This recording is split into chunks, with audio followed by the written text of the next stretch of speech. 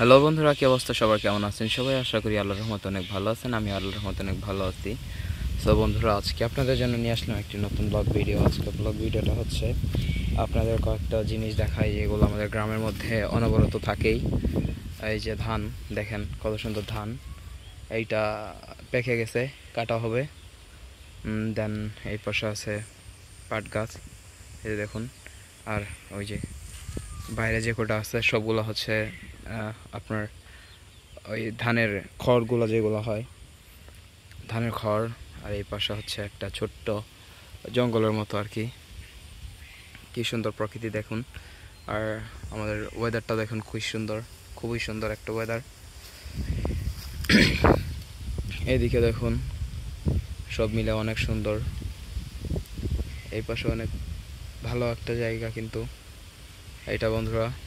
আর এই পাশে দেখুন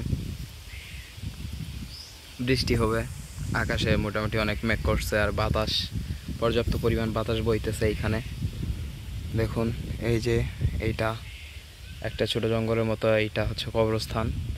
এখন এইখানে কবর দেওয়া হয় না, আমাদের কবরস্থান আছে, এটা পারিবারিক কবরস্থান ছিল। দেখুন বন্ধুরা, অনেক সুন্দর একটা জায়গা, কি বলবো। যাই হোক, অনেক সুন্দর একটা জায়গা এটা। যারা না দেখবে তারা মিস করবে বন্ধুরা। আশপাশের এরিয়াগুলো দেখুন, অনেক সুন্দর। আমাদের এটাই আমাদের গ্রাম। আর বন্ধুরা দেখুন, চতুর্পাশ দিয়ে শুধু গাছ আর গাছ, গাছপালায় ভরা আমাদের গ্রামটা।